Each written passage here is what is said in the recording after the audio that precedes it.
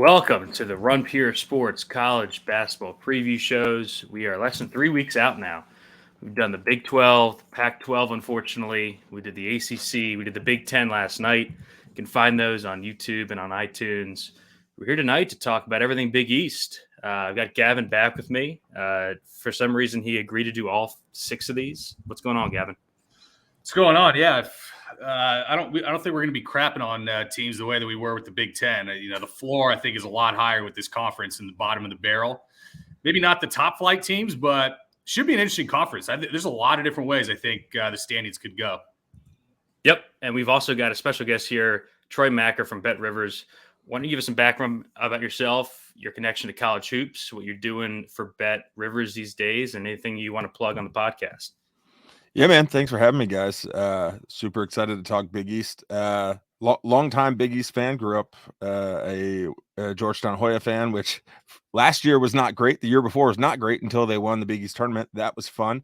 But yeah, so I am the senior manager of content at Bet Rivers. I've got my start in the sports media industry through college basketball. My friend and I, Rob Doster, launched a blog in 2009 when we hated our real-time jobs, just writing about national college hoops. He was a UConn fan. I was a Georgetown fan. We vibed. We like to drink beer and eat nachos and talk and write about hoops. And it kind of took off from there. We both wanted to work in sports, and we've been on this weird journey that hilariously enough has led us back to kind of working together. And if, I imagine people who are listening to a Pac-12 or a Big East or a Big 10 or a Big East podcast, right now, they're college hoop fans. We Bet Rivers kind of manages the Field of 68 podcast network, which is just blown up. It as someone who got his start in college basketball, who packed up his car with his best friend and drove across the country for a month covering college basketball in 2011-12 to see that same friend start his own network that is streaming on Sirius and is just put out the Almanac, which is if you grew up a college basketball fan or a college sports fan, when you went to the airport, you bought a preseason mag. I still do to this day. I don't care where I'm going, as long as I haven't purchased it before. I always buy a preseason mag, and to have one of your close friends create their own preseason mag, kind of in the era which that's 900 pages long, yeah with people like us who will literally spend all of July and August reading, watching WAC hoops, Southland hoops, the MAC with 1A or 2A's, whatever your preference. It's super awesome, and it's one of the best things going in college hoops. A sport that I love more than any other sport, but at the same time I recognize, working in national sports, that it's 1 month for most people, but for us, man, I love the first week, I love the first month, I love feast week, I love holiday hoops, I used to love bracket busters. I love all of it, so to be able to talk about it is, shoot, I'll do it. Let's do it. Yeah, hell yeah. Feast week's always great. Yep. Not sure yet if I'm going to be around. I might be working, I might be at some games, we'll see. But we're on the Big East today. Let's dive right in. Let's start with Butler here. 14-19 last year, 121st at Ken Pom. Torvik and Ken Pom both have them over 100 again. Torvik 106th, Ken Pom 130th. Gavin, this team's got a lot of losses, but they bring in some interesting transfers here. They lose their entire front court. Bryce Enzi, Bryce Golden's gone. Their engine last year, Bo Hodges is gone. Jared Bolden's gone. Aaron Thompson's gone. They bring in Manny Bates, who missed all last year at NC State. Pretty sure he was Defensive Player of the Year in the ACC the year before that. If not, he was up there. And Eric Hunter Jr. from Purdue, Aaliyah Lee from Akron. What do you think about the offseason turnover, the roster turnover here for Butler? Yeah, like on the surface, I mean, you mentioned those 4 guys, Thompson, Enzi, Golden, and Bo Hodges, like significant in terms of the amount of production, minutes, obviously leadership with Thompson, with Enzi, and guys like and Bo. That being said, like, you're also losing a bunch of guys from a team that was pretty freaking dog last year. And the thing I like about this team, dude, is they're gonna defend their ass off. Like, Manny Bates, and you bring in a guy like Ali who can play a 3 or a 4, potentially even like a small ball 5 in spots if Manny Bates is in foul trouble. Eric Hunter, I don't think was the reason that Purdue couldn't guard a fucking ball screen for their life last year. He is a little bit better defender, an older guy. I think this team is really interesting. Like Miles Tate coming off an ACL injury is certainly going to be another stout defender. And then you got a couple guys to pick it up on the offensive end. My boy Simas Lukosius, man. Yeah, we like him. I still think he's a year away because of the amount of transfers that they brought in that probably just have to soak up some of the usage in minutes. But I think he has probably a big breakout year next year. But great player. I mean, yeah, I kind of like what they did. I think this team is really interesting. Ken Palm has him as a 12-point underdog at Penn State, the second game of the year. If that is in double digits, I'm going to have a Mondo bet on Butler. Mondo. Troy loves to hear that. Click the limit button. Well, so I one thing I hate about the kind of narrative of a lot of how we peg sports is everyone's got a way or a team identity branding and stuff like that. But like the Butler way was one of the first, and it's something that can still ring true regardless of who's coaching. And not very many programs have that. And like, this is what I can tell you about Butler in 2020 is what I would tell you about Butler in 2017 is what I would tell you about Butler in 2011 is they have some guys who are talented and they're going to fight. They're like literal dogs. And I think having Ali from Akron, who has hit big shots, beat Ohio State early in the season, first week of the season last year on a corner 3 at the buzzer. Manny Bates, like you mentioned, I think could be one of the best players in this conference. I have him pegged on breakout impact players. And just like you mentioned again with Miles Tate, like they have some talent. I don't think they're very deep, but they're going to fight and they're going to scrap. And I think, the biggest loss for me is Bo Hodges. He was, like you mentioned, the engine. You need a pure grinder like that to make a program like Butler go. But the reason Butler's so successful year in and year out and never awful, even if they're bad, they'll scrap, is because the people who go there know what's at stake and what they can become. And a lot of those guys want to go there and be the engine. Was it Roosevelt Jones? There's so many players that come through Butler who are just kind of grinders. So I do not think they're going to be excellent or even great, but I think they're going to win more games that you never expected them to win. Yeah, I mean, we bring Troy on for the Roosevelt Jones drops for sure. Gavin mentioned top. Yeah, he top 5 buzzer beater of the last decade. Like at least regular season. Do you remember that one, Gavin? Unbelievable.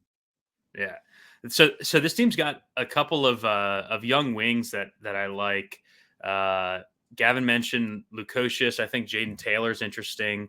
I think they've got like a good mix of the older Hunter, Chuck Harris, Ali Bates crew with the young upside in Taylor and Lukosius. I think Lukosius DFS wise, Gavin is the guy that we have to look at, especially if he starts. I think he could start on this team, but I'm not sure. Thad Matta being back after 20 years away is super interesting, I think.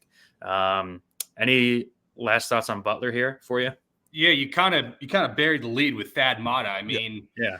There's a difference with Sean Miller being out for a year and working for the field of 68, and you're basically just blowing the dust off him and rolling him right back out there. I mean, you have to like unwrap Thad Matta's mummy to basically, bring him back out. Who knows what we're going to get with him? Like, I don't really know. I tend to believe in him, because of his pedigree and track record, but it still makes it pretty variable and up in the air. Like, this was the 9th best defense in the conference last year. There's no way that they're even in the bottom half. So I see them taking a step forward. I think their ceiling is probably in that second tier of teams, like 5th maybe, and their floor is probably 8th or 9th, but they're not going to be one of the 3 dogs, and I just don't think that they're going to be one of the top 4. They're going to be probably somewhere in the middle, and they're slightly underrated compared to Bart Torvik and Ken Palm right now. Yeah, I think bringing in Ali and Hunter's going to help them a ton. Troy, this team was 333rd in 3-point percentage. We saw Hunter shot 44 from three at Purdue. Ali Ali was over 40% at Akron.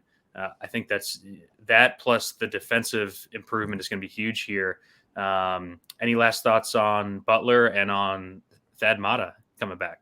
Yeah, so Thad Matta is a coach who always crafts players to what he wants, but he doesn't force players into the program style he wants. Like honestly, talking Big East, like a big Georgetown fan, I one of the knocks I have on John Thompson III long time is not the recruiting, which a lot of people go to, is that he always forced players no matter how many stars they had, no matter how many games, McDonald's All-American, parade, whatever they played in, he forced them into his style. And Thad Matta is a really tough-minded, hard-nosed coach who forces players to play the way he wants to, but not into his team style of basketball. If in 1 year they need to shoot more than they box out, he will. If they need to run and gun more than they won't, he will. As long as you agree to play the style of basketball, which is fight everyone, grab every loose ball, and play as hard as possible. And so I think even though he hasn't been around, I think he can connect because honestly, a lot of the kids who were watching Thad Matta in his last 3 or 4 years coaching are playing for him now. Yeah, no, that's a great point. I'm with you guys. I think this team is going to be a little bit better than last year. They were 120 at Kemp Bomb. I could see them, under 100, the 100 range here. Let's go to UConn. 23-10 last year, 22nd at Ken Palm. Really good year. Ken Palm's got him 27th to start the year. I just had to double check the Torvik number. They have him 61st. Torvik's got him 61st. Seems way, way too high for me, Gavin. We'll start with you again. This team loses Whaley. They lose RJ Cole, Tyrese Martin. They bring in a top 50 center. They've got Tristan Newton from ECU. They've got Naheem Aline from Tech, probably a bench piece here. Hassan Diarra from A&M. What do you think about the offseason? And then I will note Andre Jackson just broke his finger in practice this week. They're saying reevaluated in November is the only thing I've seen. Yeah, pinky. Yeah. We'll see. There's an argument to be made easily that Sonogo's the best returning player in the conference, just in a vacuum. Now, my issue with what happened in the offseason was not only did you lose RJ Cole and Tyrese, who accounted for 40% of the points per game last season, but you also lose the combo of Tyrese Martin and Isaiah Whaley, which was, probably really the driver behind why this defense was so good last year. And you're not replacing it with a ton of defense, frankly. Newton was third in the league in scoring, second in assists, but, he also had 3.5 turnovers per game, and he's not the most stout defender. So the identity of the team is going to change. Certainly not having Jackson is going to hurt, just given he works in literally any lineup you want. He can play point guard. He can play off ball. He can play, even like a 4 almost and be a matchup nightmare for stretches. So you obviously want him back. And we'll see. Yeah, it's going to be interesting. A lot of it's going to hinge upon if Sonogo can not only repeat, but probably have to take a step forward given what they lost last year. Right. I totally agree there. I think that's the big thing is Adama Sonogo is pegged as, the preseason player of the year. And by all accounts, the best player in the Big East for the upcoming season. He's going to have to be better than that. Like for them to be as good as they were last year or to be even relevant, I think like on the national grand stage, he's going to have to be one of the 11 best players in the country. And not saying that he can't be, but I think Gavin, you nailed it on the head, is that they lost a lot of parts, and certainly you need, the main driver of a team, but sometimes, the guys around him lift him up, build him up, and Sonogo's great. He, last year, this offseason, every coach who's worked with him or seen him play has raved about him. He's going to have to average like 22 points a game. Yeah, he's going to have a monster year, and I know that they talked about playing him too much down the stretch. He was gassed. I think he's going to have to play those minutes. They don't have that much depth in the front court. Gavin, just great points about the losses, and then this injury to Jackson is just huge. Everyone's talking about Hawkins being a breakout player. I can see that, scoring wise, but as far as impacting games, getting the peripheral stuff done, losing a guy like Tyrese Martin is huge. I mean, he just impacts the game for 32 minutes. Love him. I don't really love the imports here. I guess Newton will be fine, but I mean, sizable jump in competition coming from ECU. Gavin, I know that you're not the biggest Sonogo fan as far as efficiency and like the way that he scores. What do you think about him, and then how the rest of this roster fits? Let's assume Jackson is back by Thanksgiving or so. In theory, it fits together pretty decently. The thing about having Sonogo is you're going to need shooters around him. That's definitely not Andre Jackson. Hawkins probably develops, into a formidable perimeter guy. We know Newton can. Aline and DR fit those roles, but again, it goes back to Sonogo. And my rub with it is, man, when you saw him play, you throw the ball into him, that ball ain't coming back out. It's going up and it's going through the bucket, or the other team is rebounding it. They're going to need more creative offense than that this year, especially when you're talking about a conference that has arguably the best big man defender in the country in Kalkbrenner. You got the Ongenda and Anai combo for DePaul. You got, Tyrese Samuel for Seton Hall and Alexis Yetna. Soriano is a good defender down low. There's a lot of good rim protectors in this conference. And Sonogo is so reliant on just out-physicaling people just down on the block and just muscling his way to the basket. Man, if he's not efficient, this team is in big trouble. Not only does he have to be probably 18 to 20 a game, but it's going to have to be at a high rate of efficiency. And he's going to have to stop fouling too himself, because he found himself not being able to keep his hands to himself multiple times, 2 fouls in the first 90 seconds of the game, tilting. Yeah, Troy. So this team, the RJ Cole loss, we haven't talked about a ton. I feel like he bailed them out of a lot of spots last year. What do you think about the loss there? And then let's talk about Jordan Hawkins a bit, popular breakout guy. What do you think about those two? And then other last thoughts on UConn in general. Yeah, well, the Cole loss is huge because he was the type of player who could bail you out. You're not going to get bailed out of a lot of games by a deep front court forward college center who Sonogo's not a center, but he plays more like a center than he does a swing or a multi-positional forward.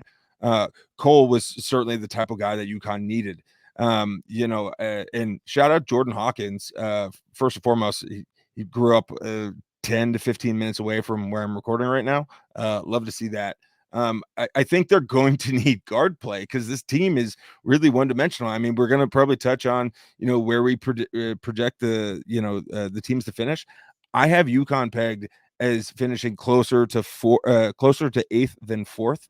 And I believe the preseason poll earlier in this week was they were going to projected 4th. I don't see this team having the depth that you need on a night-to-night basis in the Big East. You in the intro, you mentioned how a lot of teams are down, or a lot of conferences are down. Maybe at the top, some conferences are better.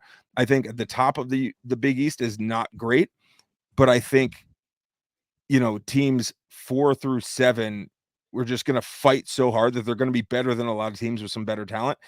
And UConn is one of those teams that I think is going to be on the wrong end of that, because I don't think they have. I think they're a year away at this point from getting more talent other than Sonogo. He has to be it for the team, and I think he could be. Everything I've heard is that he can be, but in a conference like this that's just rock fight after rock fight after fist fight, you need someone else to show up some of the time. And who is that for this team? Yeah. I don't know at this point. A lot of the national guys, I think, are just kind of banking on Jordan Hawkins being a star, and we just don't know if that's going to be the case yet. I think I'm lower on UConn than consensus too. So we'll see at the end of the podcast. Let's go to the consensus, at least in the media. Number one team of the conference here, Creighton, 23-12 last year, 50th at Ken Palm. Torvik and Ken Palm both have them in the low 20s here to start the year. Massive jump off, just from 50 to 22-24. I believe they came in 9th in the AP poll. It's a crazy jump. We'll go to you first here, Troy. They lose Alex O'Connell, and I think the key piece, Ryan Hawkins, who was just unbelievable for them last year. They bring in Baylor Shireman, though, from South Dakota State, awesome shooter, and Farabello from TCU. What do you think about the offseason turnover, losing Hawkins, bringing in Shireman? Yeah, so I think they certainly lost some in the offseason, but I think they gained more than they lost, as long as it plays out. And Baylor Shireman, like you mentioned, great player from South Dakota State. I believe he was the player of the year last year in the conference, that has produced some excellent shooters, especially at like the tall, long guard forward position, like Mike Daum, same school. I'm high on Creighton. I think they're going to be the best team in the conference. I just don't know if their ceiling is as high as other teams not in the Big East this year to be considered one of the 5 best teams. But Mike, for this conference, my gosh, they're going to be great. Love Ryan Kalkbrenner. I think Trey Alexander could be one of the breakout stars. I think he's awesome. And I've yet to mention Ryan Nemhard, it could also be, one of the 5 best players in the conference. Arthur Kaluma is this is the deepest team in the conference, is the most talented team in the conference, but how high is their ceiling? Not spectacular, but good enough to be the best team in this conference. Yeah. We saw the 3 freshmen last year, Gavin, all play a lot, and I thought played pretty well for freshmen all out there at the same time. What do you think about the Shireman ad and the loss of Hawkins? I mean, he played fucking 37 minutes a game last year. He was their rock pretty much. Yeah, last year they were 266th in spacing with Hawkins and O'Connell. We'll see. Baylor Shireman will surely alleviate that. That being said, I also think you're capping some of the upside of bringing in a Shireman when you have someone like a Ryan Nemhard. Shireman had got 2 straight years over 40% from 3. Nemhard barely shot over 31% from 3 last year. So in my opinion, Nemhard has to have the ball in his hands most of the time, unless, he's got Posh on him and you want to run more point forward stuff with Baylor or whatever the case may be. But you're also, you lose some of that pick and roll prowess that, Baylor really created mismatches for in his previous stint. But I think, frankly, one of the better starting 5s in the country. We've done a lot of these pods, and you think they look really good. Now, Kaluma, how about this? Kaluma basically shot 1 percentage point higher than Ryan Kalkbrenner from 3 last year. That's got to change, or else Mike Miller's kid is going to force himself into the lineup as a 6'9" stretch 4 with what sounds like some pretty good bounce and athleticism. So for a team that was top 20 in adjusted defensive efficiency, 12th in defensive effective field goal percentage, they're only going to get better without O'Connell and Hawkins on the floor, in my opinion, in that regard. It's going to be a great team. It was probably a little bit too sexy and hyped up kind of initially when Shireman went over. But, yeah, I mean, obviously, I think I believe in the ceiling a little bit more than you guys. I think there's definitely, Final Four potential there if all the pieces click. But I also think that Kalkbrenner is probably one of the 10 best 2-way players in the country. Yeah, he was awesome. It was terrible to see him get hurt there in the tournament late. I was actually kind of surprised that he's starting the season healthy. I thought he would miss more time than he's going to. I wanted to be high on this team too, Troy, and then they come out AP number 9. I thought I was high on them being 15 to 25-ish range. But they have up and coming really, really good pieces. I think Kaluma is my favorite DFS wise. Gavin, outside of Kalkbrenner, obviously, just impacts the game in a ton of ways only averaged 26 minutes a game last year. I think that bumps up. Troy, let's go back to you here. The front court, Nembhard, Alexander.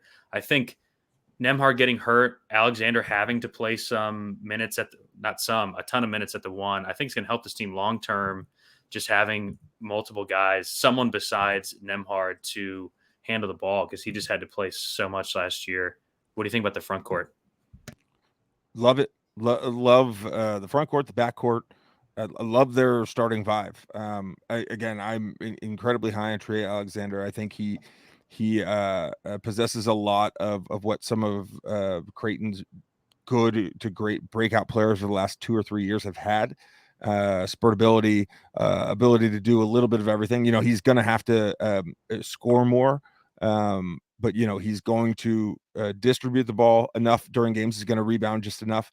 He does a little bit of everything, but I think this will be a spot where he can flash a little bit. And my thing with Creighton is this is one of their deeper teams, or this is one of their most talented starting fives they've had in a while, and they've had some really good teams, some really deep teams. But compared to the rest of the conference, I think this is one of the better teams they've had. And the great thing is that they have some transfers. They have people who are going to need the ball coming off injury, rising big freshmen. Coach McDermott never shies away from getting people the ball and telling them or letting them shoot. Whether it is as soon as you get the ball, first thing you do down the court, get it into the front court, shoot it as quick as possible. You get the ball on the inside half court, shoot it. They're always good pace of play. They score a lot of points. They take lots of shots, and they don't shy away from that. And so I as long as they get the productivity from outside the paint from their big men, which I think is incredibly key. They have one of the biggest front courts in the conference, but I also think they like to stretch it out. Those players, Kalkbrenner, Kaluma, want to play 5 to 7 feet from the basket as much as they do 2 to 3 feet. So I think spreading it out and just being balanced on all ends is what is going to elevate Creighton.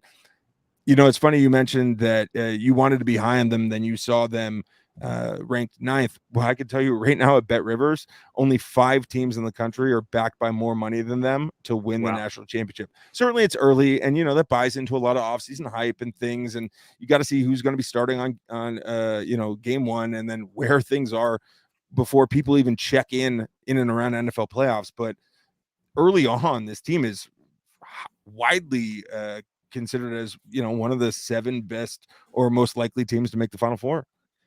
Yeah, I mean, the starting 5 is just nails. Yes. Definitely the best starting 5 in the conference. Gavin, do you think it's better than any starting 5 we talked about yesterday? And then one last note on Kalkbrenner. One thing I love about him, didn't foul out of a single game last year, despite basically every offensive possession being funneled towards him as the shot blocker, and only had 4 fouls once the entire season. What do you think about that? It is a good point. Creighton faced on defense the 7th highest pick and roll frequency, which makes a lot of sense because people want to put Kalkbrenner in the ball screen game and force him either to jump out to the perimeter and guard in space or potentially pick up a foul on a drive. So they're going to have to do the same thing. And he showed that he can defend it. Guy just won, conference player of the year last year. He went from like his freshman year. If he bent over to tie his shoe mid-game and didn't put his knee on the ground, I was worried he was going to fall over. To his second year being like George Gervin light in the post. We saw great footwork. And part of the footwork is him staying in position on defense and not committing fouls while still producing the block numbers that he does. I fucking love Kalkbrenner, bro. He's going to be the conference player of the year. Just call it right now. It is what it is. I love Kalkbrenner. Any last thoughts on Creighton here, Troy? Not really. I think they're the cream of the crop in the Big East. I think that they should be the most nationally relevant team in the Big East. But I don't see them having an incredibly high ceiling, but I think they should be consistently one of the 10, they should be ranked 12th all season. But if they can they sustain the rock fights and sustain the injuries and yada yada? But there are very few teams as solidly good. I don't know if they're great, but solidly good in the country than Creighton. Like they just pencil them into 12 all year. I'm cool with that. Yeah, I think like if there's one team that's going to run away with the conference, it would be Creighton. Let's move on. We got DePaul here. I know Troy's excited. 15 and 16, 103rd at Ken Pom last year. First year under Stubblefield. Torvik and Ken Pom both have them 87-ish, top, high 80s. We'll go to you again, Troy. They lose a ton here, I think. Javon Freeman-Liberty is in the NBA or the G League. He left. David Jones is at St. John's. We'll talk about him later. They lose one of the better names in the conference. Cavassier McCauley is gone. They brought in Emoji Gibson, who has been in college for 10 years, and Caleb Murphy, who, we'll talk about, just had wrist surgery. They also brought him in. What do you think about the roster turnover, specifically the losses with JFL and David Jones there? Yeah, well, losing Freeman-Liberty is huge. I mean, he was a big-time producer in the conference, did just enough of everything else other than, average what I believe he averaged 21 points a game last year. He was great. I'll keep it short on DePaul. They may not be the worst team in the conference. They're no longer the laughing stock of the conference. They're still not good, but I think Stubblefield did a good enough job in year one. I think they at least get guys who will fight and play. And I think also just the trajectory of this conference lends itself more to DePaul not being an embarrassment. And honestly, for me, I think I'm kind of high on two of their transfers, kind of like Errol Penn. He played at LIU, but like scored points, and what you need is playmakers. And I'm not penciling them in to be the worst team in the conference, and I think that's a step in the right direction for DePaul. Yeah. Gavin, thoughts on the huge losses, David Jones, JFL?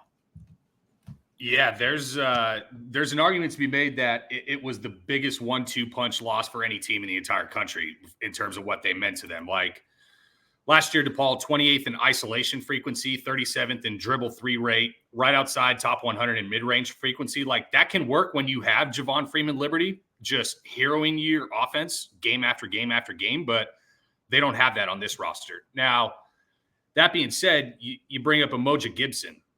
How about this? Emoji Gibson has the third most made three-pointers of any active college basketball player behind two mid-major deities in Darius McGee and Antoine Davis. Okay, Well, he's in year 7, isn't he? Well, 6. Wait, seriously? 6. So, what are you going to do? It gives you more shots on goal. But that is wild, though. I didn't know that. Murphy is not going to be a shooter at all. Like I think he shot right around 20% both years, but he's going to be hell off the bounce, and he's going to be in the lane. He's also out for a while.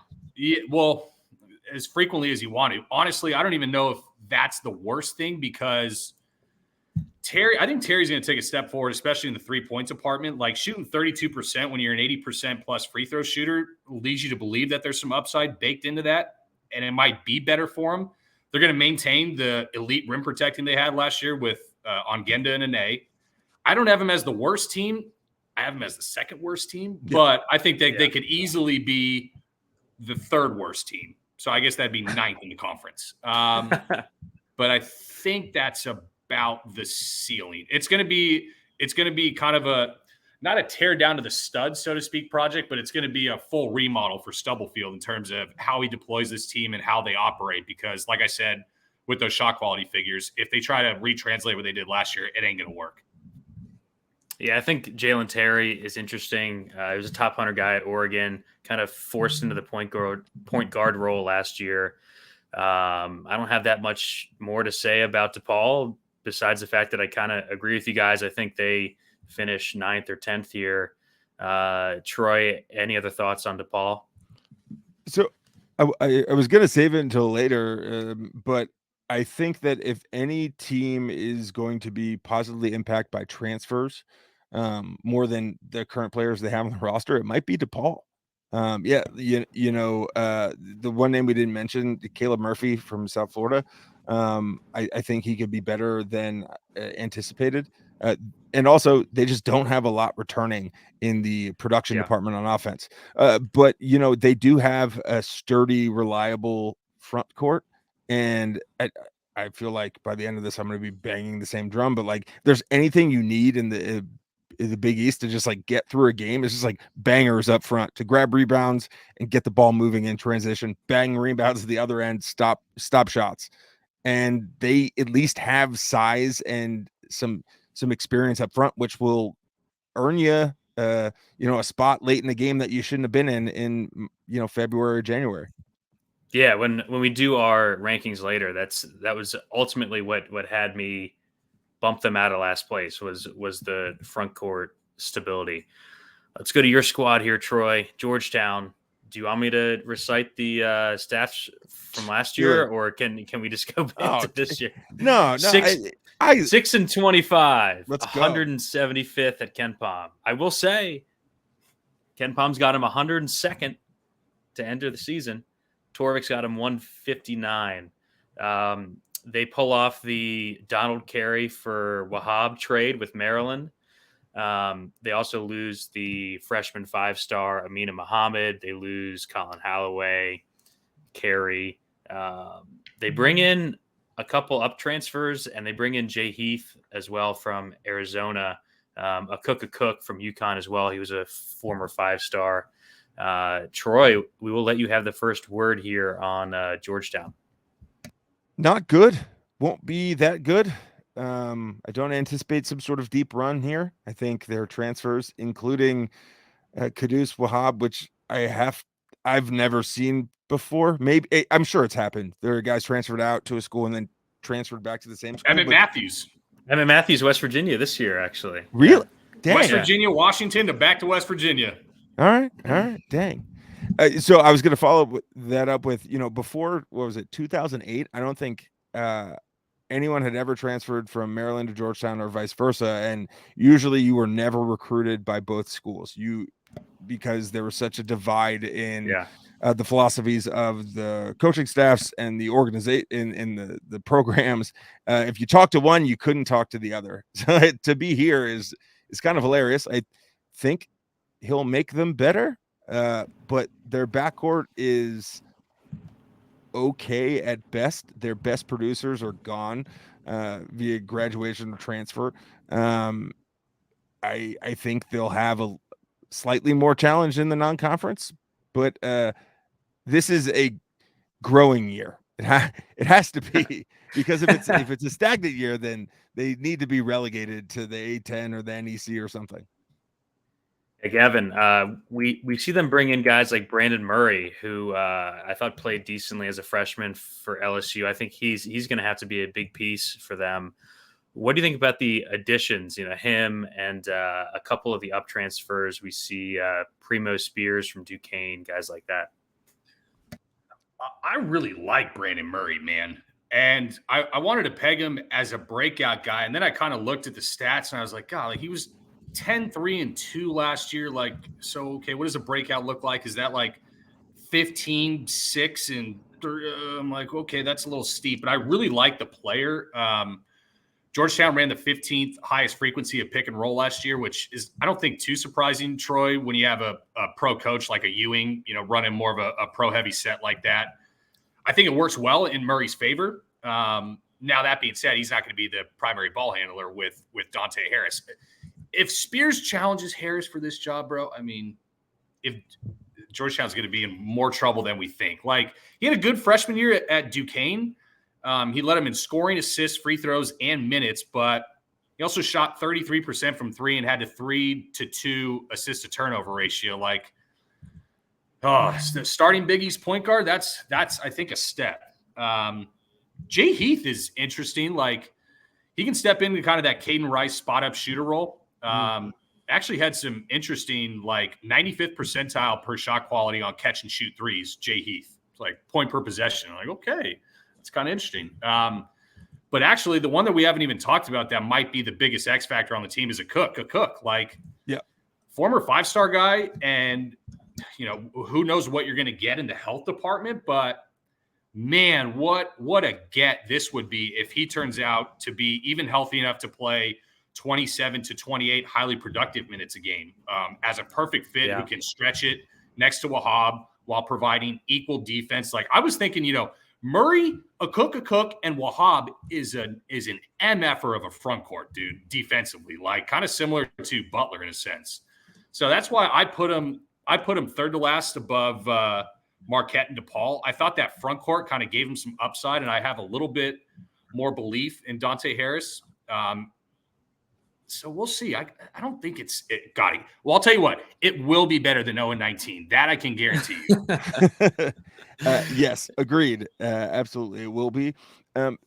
So my issue is with Georgetown this season is their best talent is in the front court, and I tend to, especially this front court, which is 90s Georgetown, up and down, rim protecting, 2 to 3 feet from the basket, not a lot of stretching. How many of those players typically are elevators of an entire offense?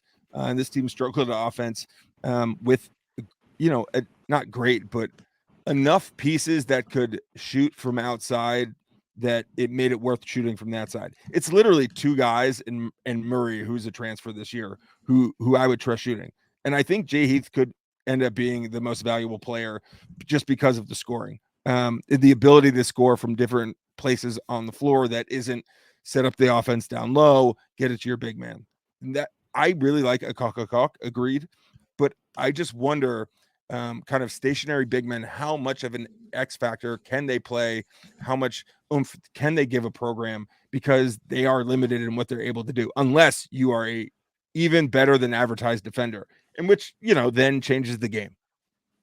Yeah, I think I do think the team's going to be better. I think the talent overall is higher. Not having Aminu Muhammad just fuck up games left and right, I think will help. Going 1 for 19 from the field with 11 rebounds. Yeah, I'm not going to miss that at all. Yeah, I think that Murray's a big get. I mean, guys from the SEC don't, transfer in that often. I'd rather have former Georgetown to LSU guard Tremont Waters than Brendan Murray right now. But in the position they are at Owen for the century, sure, fine. Yeah. Last note for me, when Wahab was here last, they were top 50 in adjusted defensive efficiency at KenPom. They dropped to 228 last year. So getting him back will help. I think getting more athletic in the front court will help. They were 349th in 2-point field goal percentage last year, Gavin. Yeah, 334th in shot selection, 324th in shot making. That's not good. Any last thoughts here, Gavin? Negative. Troy, anything last year for you? Go Hoyas, I guess. Go Hoyas. They're going to win at least three or 4 games in conference, I think. Let's go to another shit team, I think. Marquette, 19-13, 56 at KenPom last year. Both Torvik and KenPom have them taking a little step back, 69th and 76. We'll go to you first, Gavin. Our guy, Justin Lewis, is gone. What a fucking awesome season he had last year. They also lose Darryl Morsell, high-level glue guy. Greg Elliott transferred out. Kirk Kuath is gone. They don't bring in anything. So it's going to be him relying on the sophomores to all kind of take steps at the same time. Well, I guess the sophomores and the juniors. What do you think about the losses of Lewis and Morsell? Yeah, Justin Lewis will forever hold a special place in my heart. Maybe my preseason call of the year, first team all league, just dropped my balls on the preseason video. Yeah, that was great. What a beast. Like, Darryl Morsell, I think, can be looked at as an equally big loss in impact for the same kind of loss that they're going to lose with Justin Lewis's production. Morsell is a much better defender, right? Like, we don't really know if Cam Jones can play defense. I have no idea. I know Tyler Kolek moves like a turtle in a peanut butter factory. Like, he's slow, okay? And this team's going to struggle on defense. And you lose a Greg Elliott, you lose a Kirk Kuath. Yeah, I really don't like this team, like, at all. Defensively, especially offensively. Like, offensively, if they're going to be anything better than awful, it's going to be on the back of Cam Jones making a similar type of leap that Justin Lewis did in the scoring department. And that's asking a lot. I don't know if I can get there. So I got them picking up the league. DFL, Old Marquette. Shaka's talking about using Oso Ighodaro handling the ball at the 5. Like, this dude is in his bag so deep. He doesn't know what he's going to do with this bad team. Yeah, I actually have them last too.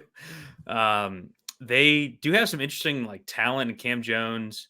OMP is there. Kolek averaged 6 assists a game. I just don't see Troy like any impact players on this roster. What do you think overall about? Let's start with the losses of Justin Lewis and Morcell, Maryland guy, and then what you think overall about the roster. So I think the loss of Morcell, he was one of the most dynamic players. I always thought he could be better than what he ever turned out to be, but he was still good enough for Marquette. And Lewis was like, you nailed it again. He was far better than anyone could have imagined. What I think about Marquette this year, worst team in the league, least amount of talent. Wow, we're on the same page. Yeah, and I think I think the Big East is relatively balanced, top to bottom. I think it's pretty balanced. Even the bottom teams, like, they could scrap. I don't see a ton of scrap. I don't see a ton of scoring. I don't see a ton of defense with this Marquette team. There's one dude I think could be a surprise player. That's Zach Reitzel. He played it like in an NAIA school. I randomly stumbled upon some of his videos and have read about him. And he's got bounce. He's got playmaking ability. And good Lord, this team is going to need it. They have no identity.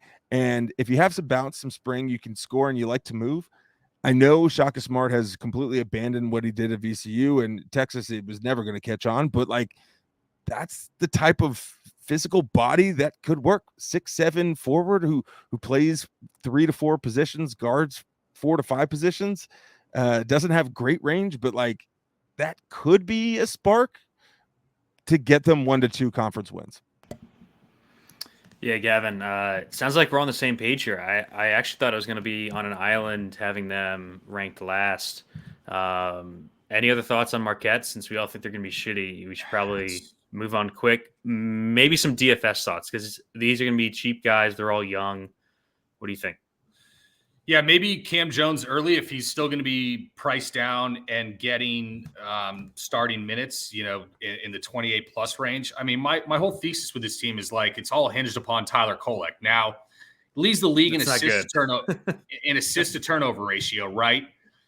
But you also can hide Tyler Kolek on defense a lot easier when Daryl Morcell is the other guy in the backcourt with you. Like, if a former Big Ten, defensive player of the year.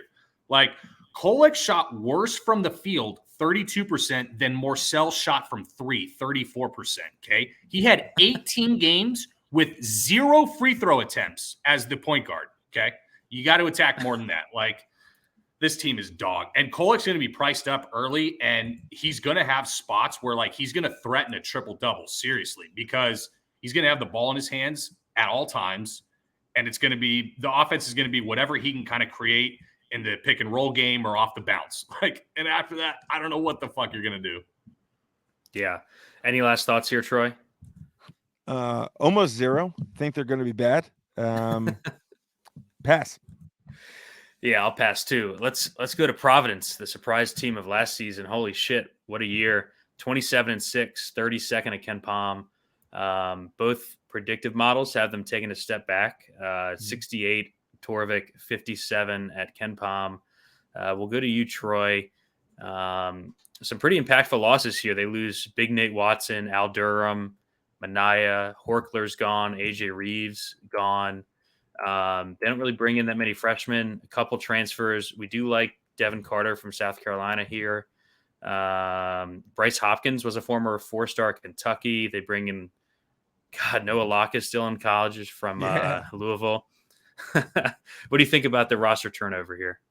Yeah, I think Noah Locke could potentially provide something a little bit. He's been there long enough in college. Like, and those are the types of guys as transfers who've logged a ton of minutes early as freshmen that can sometimes it takes people a little bit longer to figure it out. I think the thing for Providence is the losses. Nate Watson and Al Durham. Those guys were guys. Like, they were great to watch. the type of players you want to throw a program on. I think Providence is in. There are like 3 to 4 teams in this conference that I think are going to finish far worse than the preseason polls. We've mentioned one in UConn. This is the second one that I'll mention in Providence, and there's one more in Villanova, and I don't think that's a surprise. It's not going to be as big of a drop, but I could see, Providence and UConn, who are pegged like 4, 5, 5, 6, finish closer to 7, 8, 8, 9. I just don't see a ton of talent, and well, there isn't a ton of talent in this league. You need enough to get by on a night-to-night basis, but also grind. And this team, for me, lacks a ton of interior size that a lot of other teams, while not talented, have the size. Yeah, Gavin, we're going to see them rely on Ed Croswell down low to stop a lot of the big bodies in this conference. What do you think about the losses here and their prognosis coming into the new year? Yeah, initially I kind of looked at the losses and I was starting to think like, holy shit. I mean, you basically lose everybody but Bynum, especially with kind of the minute concentration that they had with the starting 5. And I pegged them at 8th in the conference. Now, the more I kind of thought about it and started looking at it, like humor me here, okay, is Ed Croswell really that much worse than Nate Watson? Like Nate Watson, forget about intangibles, leadership, yada yada yada. From a type of production, stylistic archetype standpoint, is he really that much worse than Nate? I don't think I believe it. Others might think that there's a massive discrepancy between those. And then the other 2 projections that you're going to have to make are, you're trying to replace Noah Horchler with Bryce Hopkins, where we have no real idea kind of what Hopkins is. I think he has more ceiling than Horchler. Maybe not Horchler's senior year compared to Hopkins' sophomore year, but it's interesting. I don't know. It could be he's as serviceable as Horchler when he gets extended minutes and gets in a rhythm with it with time. And then Devin Carter, like Al Durham was a dog late in games, bro. Like there's not going to be a replacement for what Al Durham did last year and pulling out of his bag, like from Indiana to what he did last year, being the late game free throw guy, like ice in his veins. Carter probably won't be that, but it's going to be a drop off. I don't know if it's going to be that substantial. So I'm kind of like, maybe I am getting a little bit worried that Ed Cooley's going to just pull another rabbit out of the hat and they're going to be like, I don't think there's any chance for them to crack the top 4, barring like a Sonogo injury and they slide in as the 4th best team or something like that. But I think their range of outcomes is 4th to 8th in the conference. You're not in the bottom 3 teams, but I don't know if you're cracking the top 4. I have them as the 4th team in that tier of 4 teams, but I'm starting to get a little bit nervous. But I'm also lower on Bynum than the market definitely is personally. I like Bynum. He was awesome as the 6th man last year, but he's one of those guys like Chris Murray. I just have like a weird mental block. I'm like, is this guy really this good? Like really? We're sure? We're that sure he's that dude? Like first team all league? He was really good in his role last year, but yeah, I mean, it's a good point. You have a guy going from playing 25 a game to probably playing 33, going from the 6th man to the focal point. Troy, what do you think about Jared Bynum here kind of stepping into the star role? And then, I mean, I like Devin Carter a lot, kind of log jammed there at South Carolina with all the shit that was going on there. Produced well on a per minute basis, averaged 9, 4, and 2 in 18 minutes a game. I kind of like the front court here. I could see Bynum taking a big step. He's a 4-year senior type of guy who can lead a team. I just don't see enough talent around them. I think he'd have some breakout performances. And if this team finishes anywhere near the top 3, you have to consider Ed Cooley as one of the coaches of the year. There's no depth here. I'm not in love with any of the players on this team. This is one of those where if they end up finishing better than advertised, go ahead and kill me. No one anticipated this. Shouldn't be awful.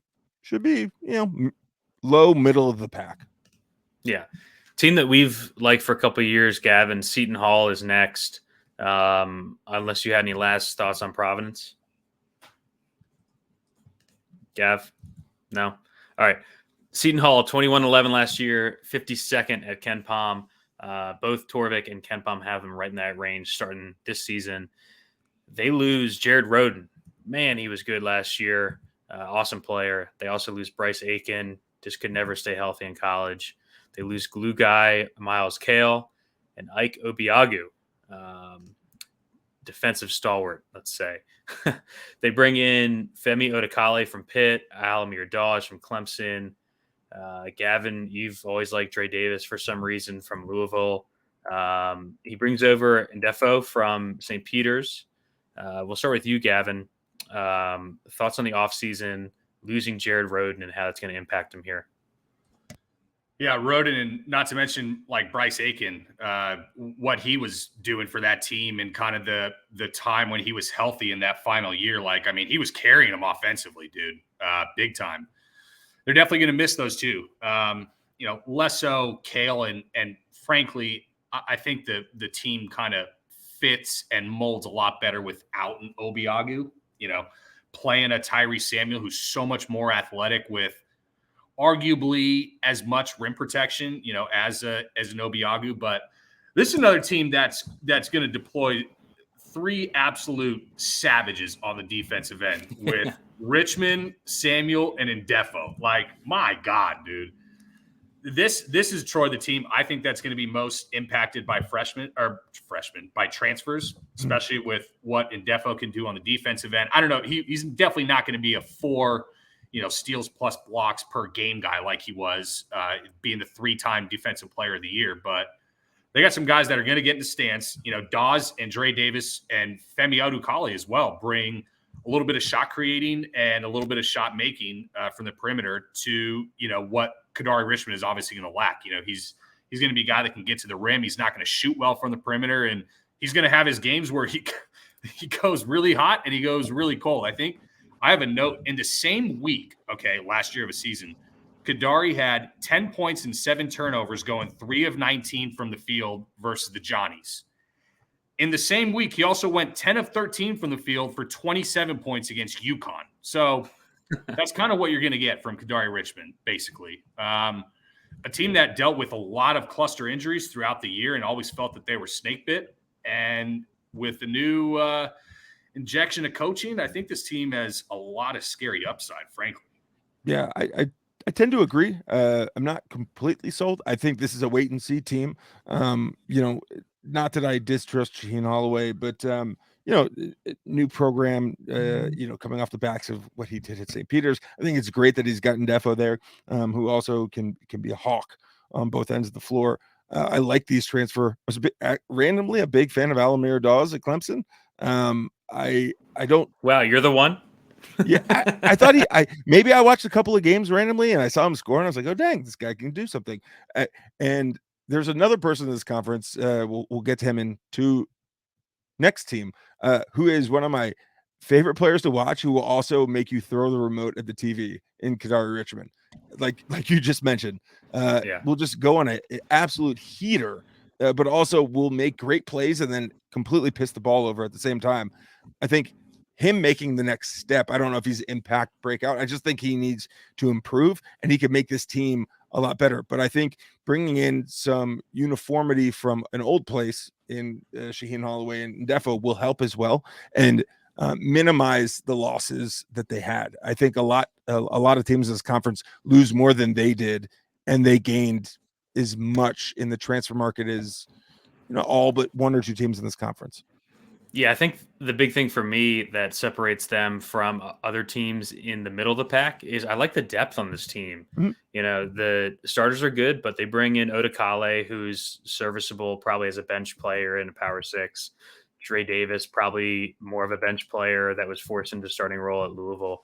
I mean, they have guys who have started at high major conferences instead of bringing guys from, I just like the top 8 or 9 of this team, Gavin.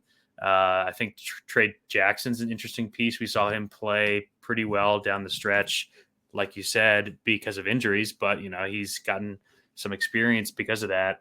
I love Kadari Richmond. I think he's just gonna have a monster year here. I like this team more than most. I think this team's gonna be good. Any other thoughts here on Seton Hall, Gavin? No, it's deep. It's probably the deepest team in the conference, frankly. They're going to throw waves of guys who are better than just warm college bodies. They're definitely serviceable guys with roles that they can carve out. And if Shaheen puts the pieces together, they got some upside, I think, for sure. Maybe crack the top 4, but probably I think 5 is that ceiling. Yeah, this team is deep and it's got size and good defenders, especially in the front court. Any last words here, Troy? No, agreed with all that. Not super talented, deep, will probably be one of the 5 best teams in the conference. Yeah, let's go to a fun but not great team, St. John's, especially last year, 17-15, 55th at Ken Palm. Both Torvik and Ken Palm have them taking a bit of a jump here, 47th, 37th. One major loss in the offseason. Julian Champagny is gone. I was kind of hoping he would come back, but he is gone. They bring in, like Troy said, Curbelo from Illinois. Super weird season for him last year. Gets like the concussion early, never really healthy, doesn't play that much, played like shit when he was in there. I think the biggest impact transfer, David Jones from DePaul, we talked about earlier, also comes in. What do you think about the loss of Champagny and the additions of Curb and David Jones? Yeah, like I mentioned, last year there was no player in the country who I loved watching drop dimes, but also wanted to rip off his headband from the TV as Andre Curbelo. Like, he's as entertaining as they come. He's just head scratchingly painful to watch at the same time. I think Posh Alexander is one of the 5-6 best players in this conference. I love him. I would love to see St. John's roll out of Posh Alexander, Champagny, and Curbelo, 3-headed backcourt. But this is a 2-man team, in my opinion. David Jones is fine, I guess. I was not super high on him. I don't think he's terrible. The team doesn't have a lot of depth. They won't be one of the 2 worst teams in the conference, but they are 1 or 2 injuries away from being one of the 2 worst teams in the conference. Evan, what are your thoughts here on the roster turnover? They lose Champagny, which, man, if he was back, this is, in a weaker conference, I think they could really push towards the top, especially with his shooting, which they're going to need on this team. What do you think about the loss of him and then bringing in Curb and David Jones? Yeah, Champagny was a massive loss because, this team struggles immensely in the half court. They're phenomenal when they're playing in transition. And the thing about Champagny was the easiest half court offense is throw the ball to him out on the wing and just let him go create a bucket, and then keep playing in transition on every other possession as much as you can. Now, Curbelo coming in, you tend to think that can alleviate some. And I almost want to chalk up last year to injury. There might have been like some mental health things going on where he just needed like some space to kind of get away from things. I think he'll have a lot more leash under Mike Anderson than he ever even dreamed that he would have had under Brad Underwood. It's going to be a much more conducive type offense for him. That being said, Posh and Curb, that you're talking about 2 sub 30% 3-point shooters in your backcourt deploying out there. So when you do have to go execute in the half court, and David Jones is not like a guy who's going to go drop a ball on the block and go, back to the basket score by any means. So for when they're in possession or when they're in transition, it's going to be one, definitely one of the most fun teams to watch in the country. They'll be great as long as they can play, up and down, but they're going to struggle in the half court, especially trying to create spacing when they were already 307th in spacing last year, and only lost 3-point shooting as well with Aaron Wheeler, 38.5% from 3 last year. Kind of an understated loss for him in addition to Champagny. Yeah, so I've got a note here. They averaged 1.05 points per transition possession, 0.88 in half court. Troy, Gavin mentioned the lack of shooting here. We saw Adai Wuso shoot it a bit last year, 38 from 3. How do you think this team plays without any real shooters on the roster? What do you think about like the roster makeup, I guess I'll say? So roster makeup, I don't think is great. I don't think they have a lot of talent too far down their bench. Don't think they have a lot of shooting too far down their bench.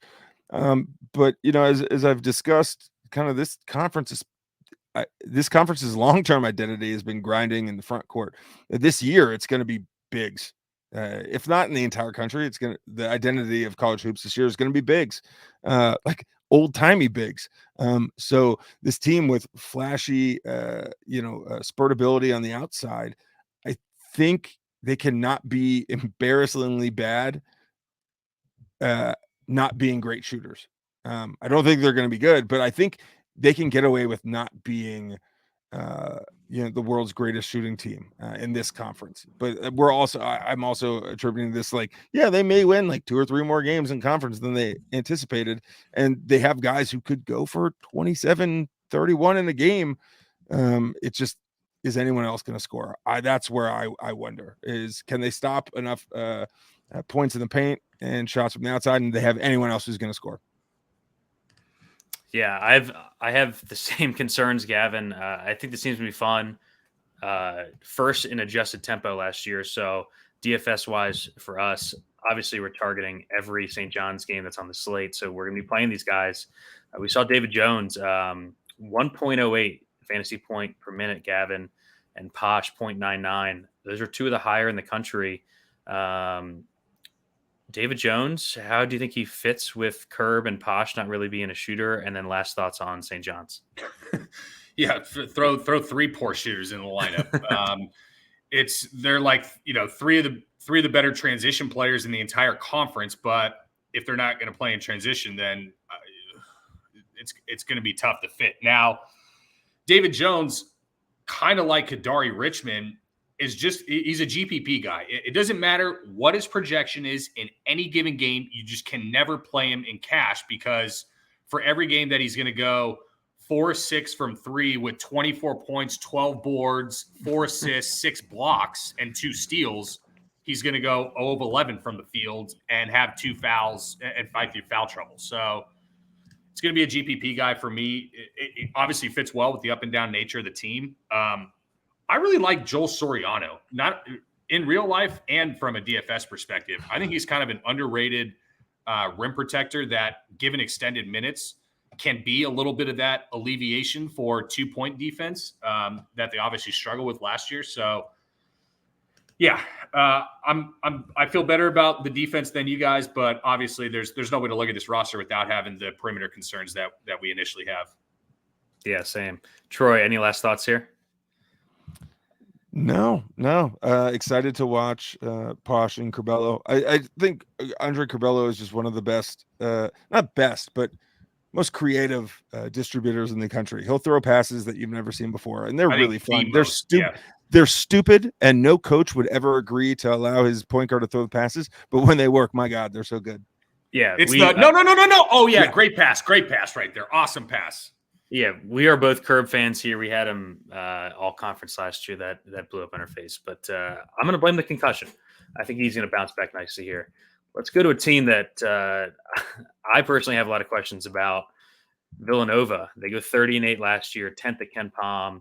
Torvik and Ken Palm have them in the back half of the teens here. This team loses Colin Gillespie, Jermaine Samuels, and Justin Moore. Question mark. I mean, at least for half of the season, coming off the Achilles. We'll go to you, Gavin, first here. They bring in a couple freshmen, Cam Whitmore, Team USA guy, top 15 recruit, and then Mark Armstrong, also top 50 guy.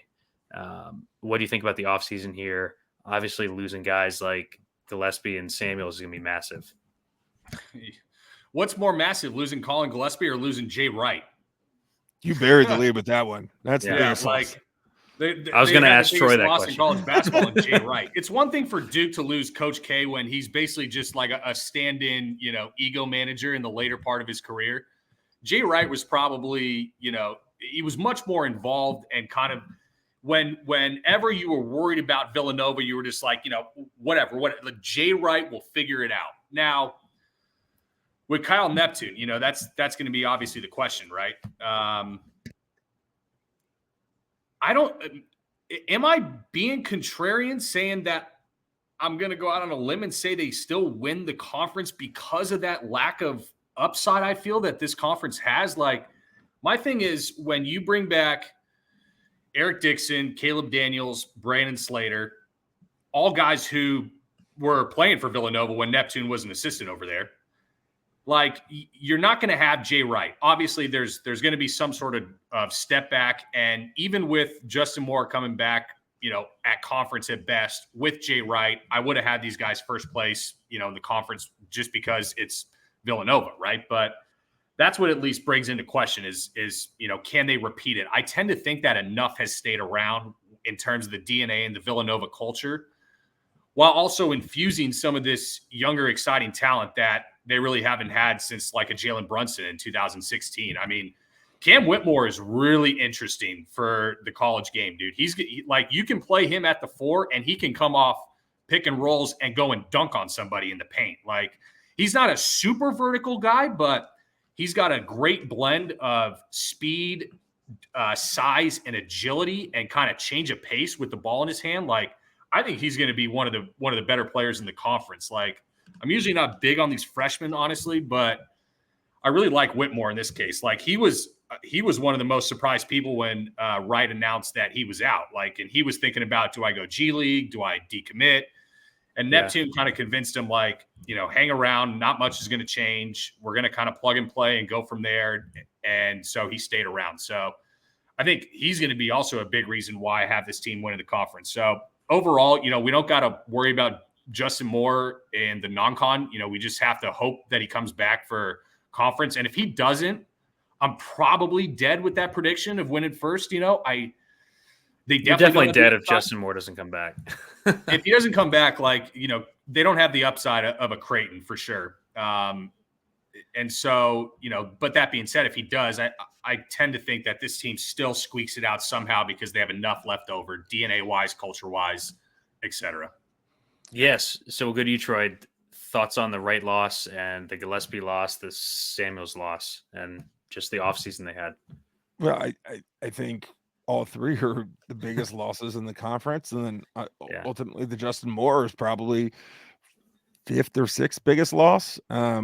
Jay Wright had said that Justin Moore was their most important player during their stretch run in March last year. And because he could do everything. I do think that there are some teams that are going to take a step back or a couple steps back. Villanova is one of them, but I think there's at least enough hint of a higher ceiling than most of some of the guys, like Brandon Slater, who is a sophomore, had a very good year and took a step back last year. Ultimately, he had people in front of them who were doing much better, but I think he could rise up and like, if this team has the players with the ability to step up and grab it, even a guy like Jordan Longino, I think could be improve upon last year and be a starter at some point. Daniels is well, and I think there's going to be enough buzz around another Archie Diacono that like he'll make the most of it. So I don't think this team is going to be terrible. I think they're not going to be the Villanova we've seen over the last 3 years, but I think they could steady the ship a little bit and figure out what they are next year. Yeah, my big thing here is like when your season might rely on Caleb Daniels and Brandon Slater, I have a hard time picking you top 3 in the conference. I don't. But how good is this conference? As we've discussed, like how talented is this conference overall? I don't. That's true. I don't know. I'm definitely not a Caleb Daniels guy. I think he's a role player that's going to be shoved into a large role here, especially Gavin. Cam Whitmore just had like thumb surgery. He's gonna be out for a bit. I like Eric Dixon. We liked him last year. I thought he stepped in and played really well. But for a program that's always basically played 5-6 guys, man, I think they might have to play more this year just because like the 5-6 guys at the top of the roster, I don't think are world beaters. I think starting with Daniels and Slater is kind of trouble. I just think that there's better talent in this conference besides this team, unless Whitmore is just awesome. I don't love this team. I have them 4th.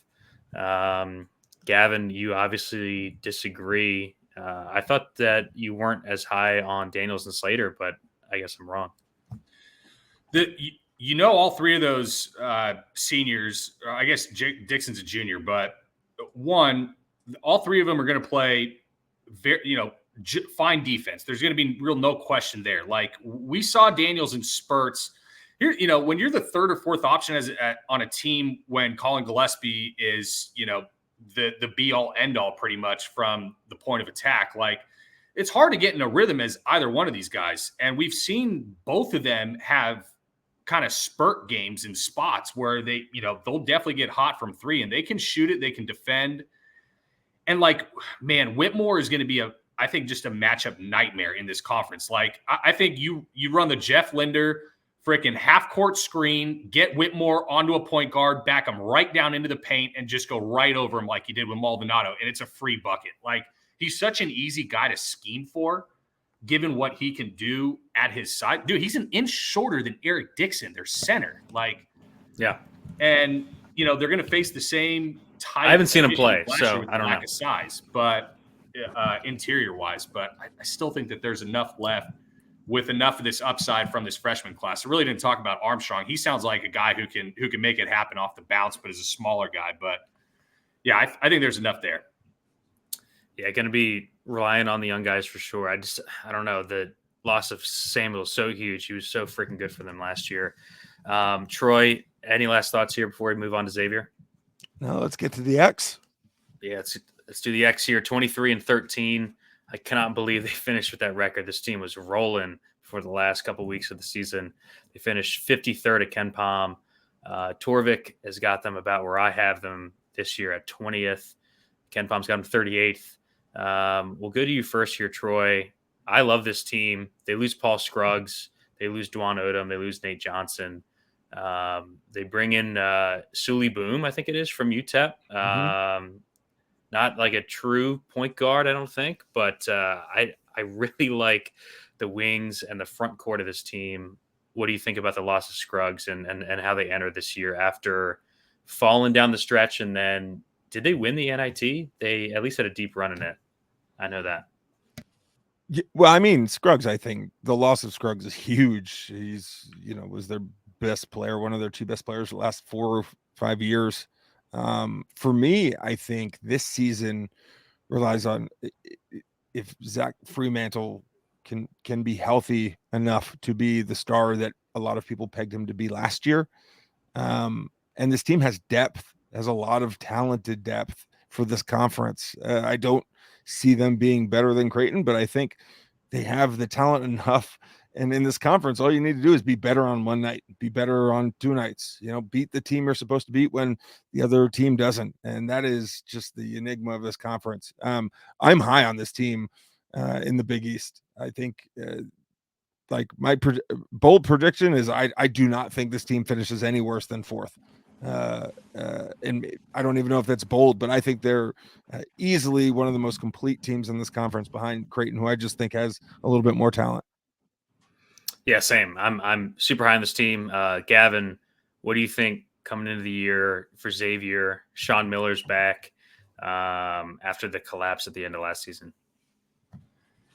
Yeah, he was still plugged in. He was 1 year away, stayed with the Field of 68, was talking and following the sport. So I'm not really worried about, him coming back off the shelf. One thing I did dig into was, has Sean Miller ever run like 2 7-foot, or not even 7-footer, because Fremantle's like 6'9", but 2 big lineups with success? And I start looking back, from his Arizona teams. He ran a double 7-footer lineup with DeAndre Ayton and Dusan Ristich. He ran it with Markkanen and Ristich the year before that.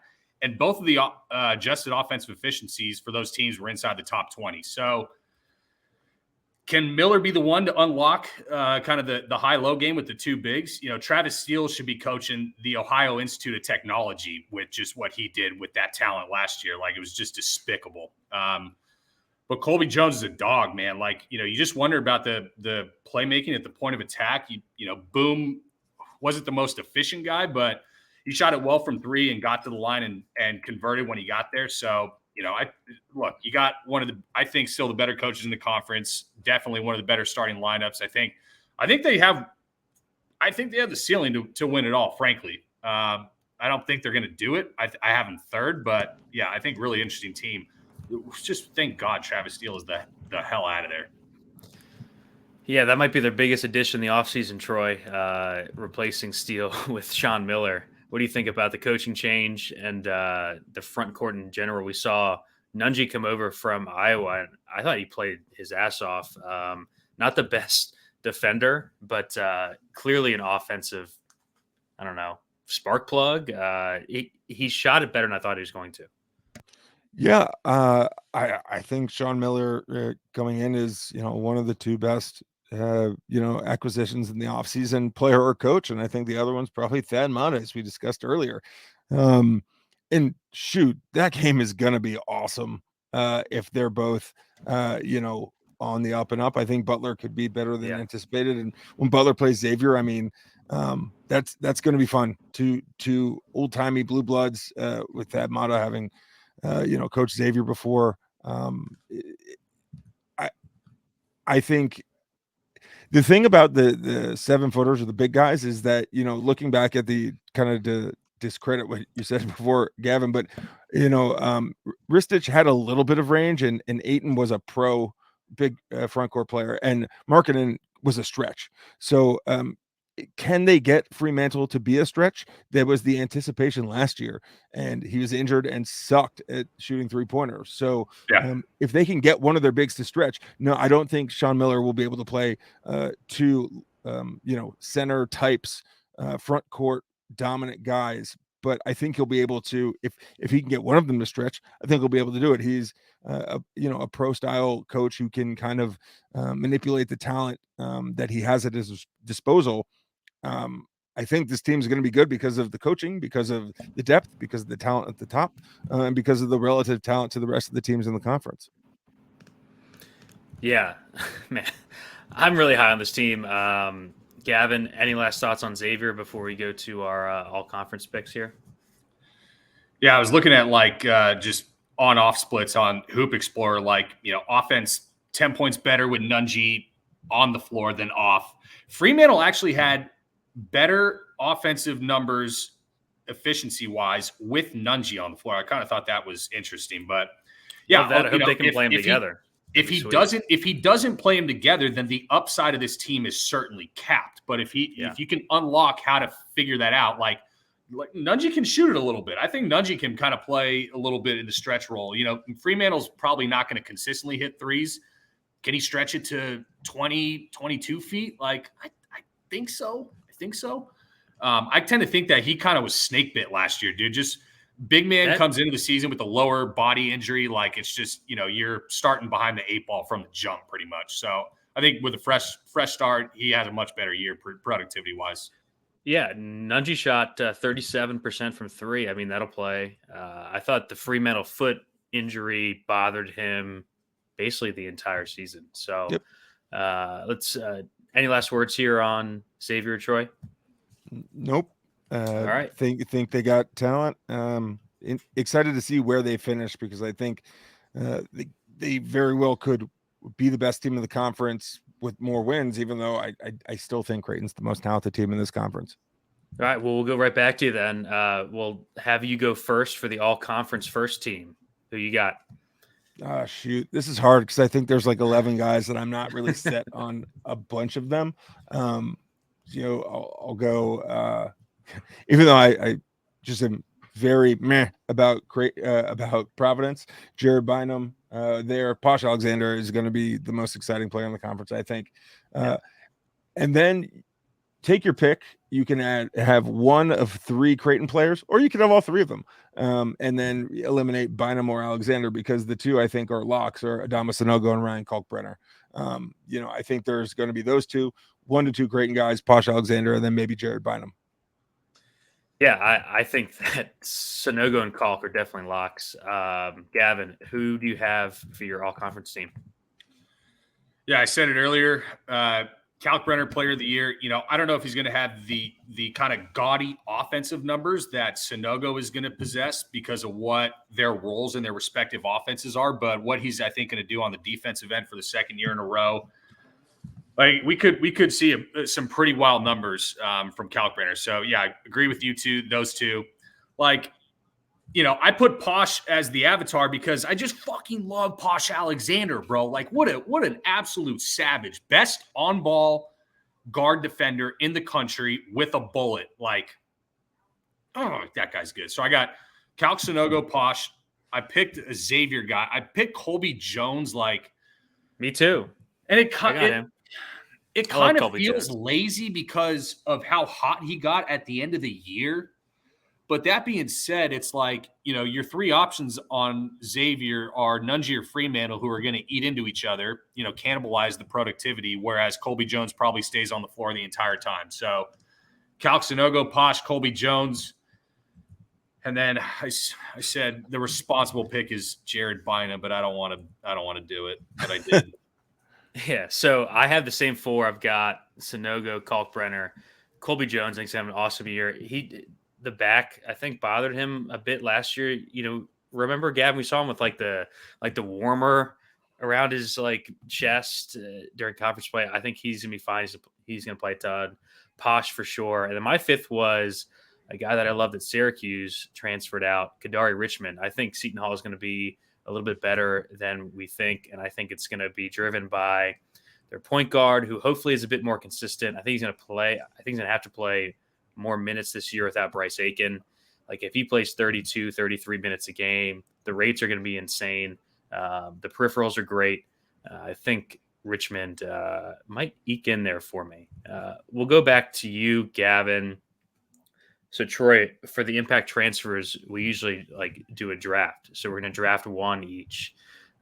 I'll let Gavin have the first pick here. Let's see who he goes with. What do you think? Yeah, it's Brandon Murray for me. I just love the guy as a two-way wing.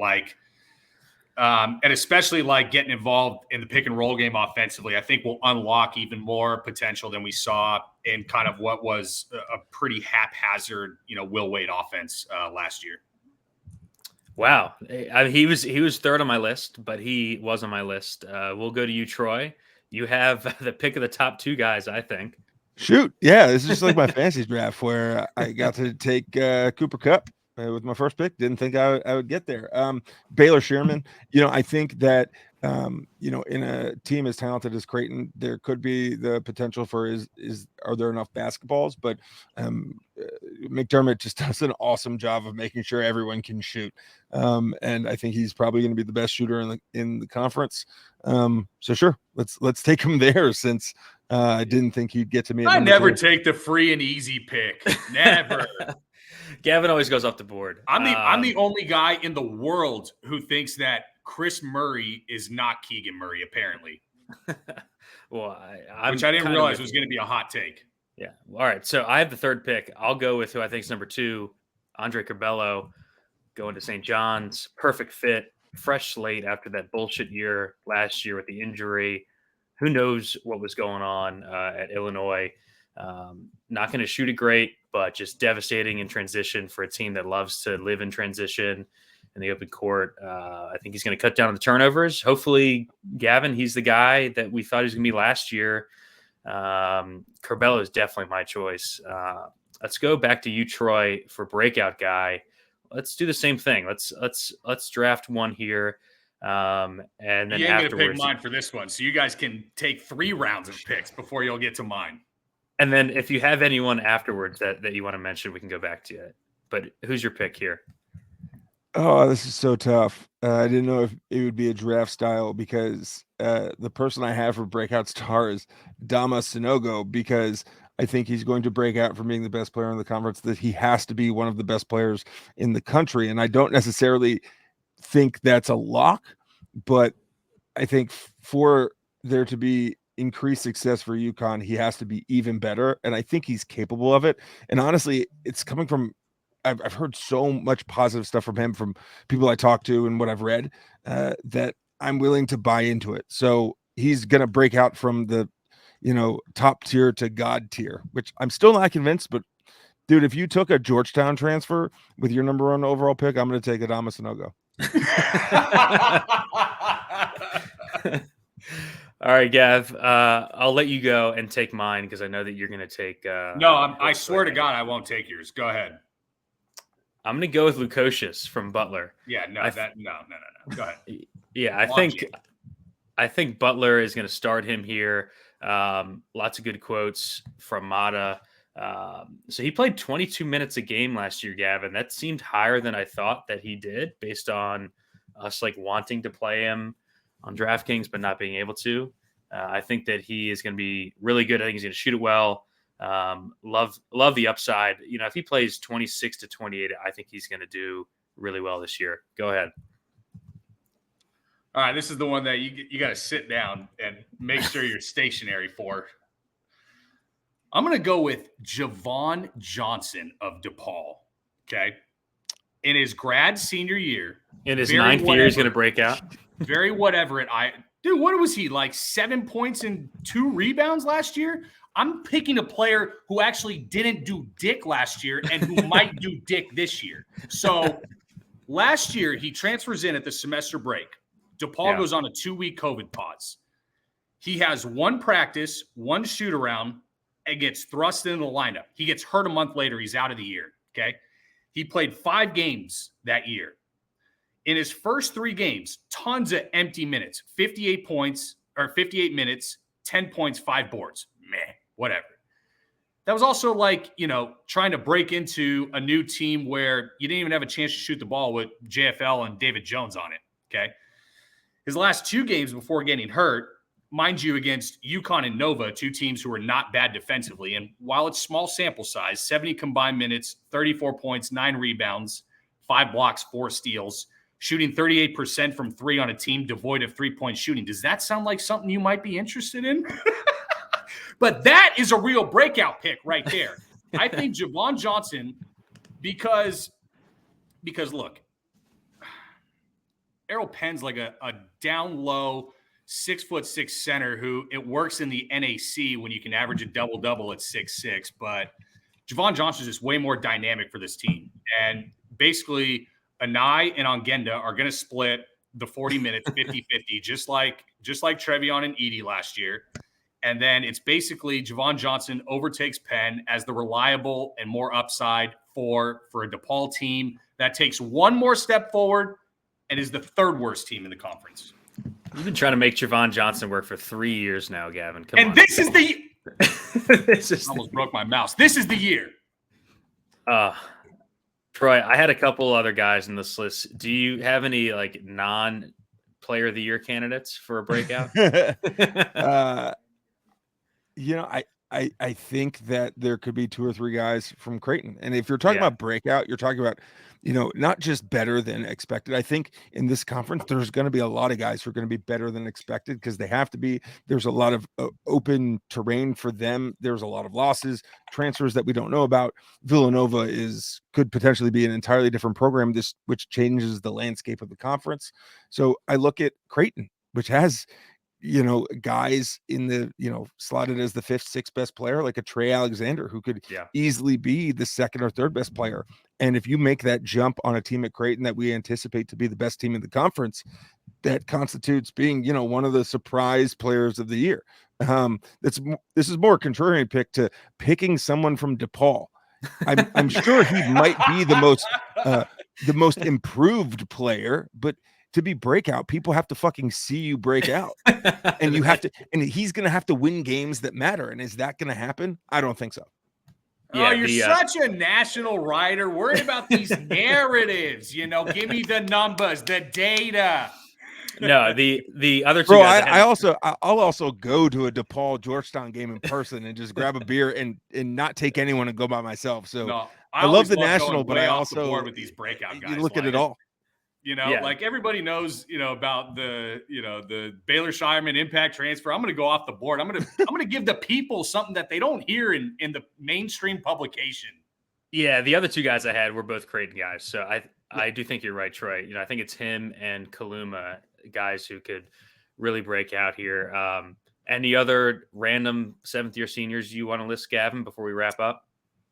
No, it's probably frankly malpractice not to at least mention Cam Jones in the breakout conversation. On a team that's going to be brutally devoid of offense, not only is he an adept 3-point shooter, but he can actually put it, on the floor and score off the bounce, unlike a Tyler Kolek, who shot about 32 percentage points higher than I did in college basketball last year from the field. So I think we at least have to mention Cam Jones. I could have easily gone with Cam Jones, and you want to talk about another guy who I've been trying to make work forever, but he's log jammed again this year, is Trey Jackson. Yeah. Yeah, he is. All right. All right, you know what? Close this off. Get me off the rails before I start naming any other randoms. Well, thanks again to Gavin. Troy, thanks for your time, man. Awesome to have you. Let's plug you again. Do you want people to follow you on Twitter, Bet Rivers, anything you want to say on the way out? Yeah, I'd love for people to follow me on Twitter. Certainly don't do it on Facebook or Instagram. I don't even want my family to follow me on there. It's at Troy Macker on Twitter, MACHIR. Working for Bet Rivers, crunching numbers, managing social media, and kind of overseeing what Field of 68 does. And if there's anything you need to do right now, if you don't, if you're listening to this podcast, let's go follow Field of 68. Purchase the almanac. It's awesome. It's the preseason mag that is perfect for 2022, which has pages upon pages of teams that never appeared in regular preseason mags. So all the Jawan Johnsons of DePaul's, dude probably has a full sidebar in there. Just ultimately super excited for college hoops to get back. Loved that we had a month and a half of football, but I'm not waiting until the end of the Super Bowl or the playoffs. It's even earlier than ever. What was it, like 2 weeks? It used to be after Veterans Day, but I'm ready for this stuff to start. Yeah, same. And echo the sentiments on the almanac. A lot of the stats that we've talked about are from there, so definitely have to credit them. Both Gavin and I have it. It's up here on my screen right now. This guy's doing an awesome job. I know Rob put a ton into that. So, all right, we've got the SEC next week. That's our last podcast. Thanks to Troy. Thanks to Gav again. We'll see you guys next week. Later.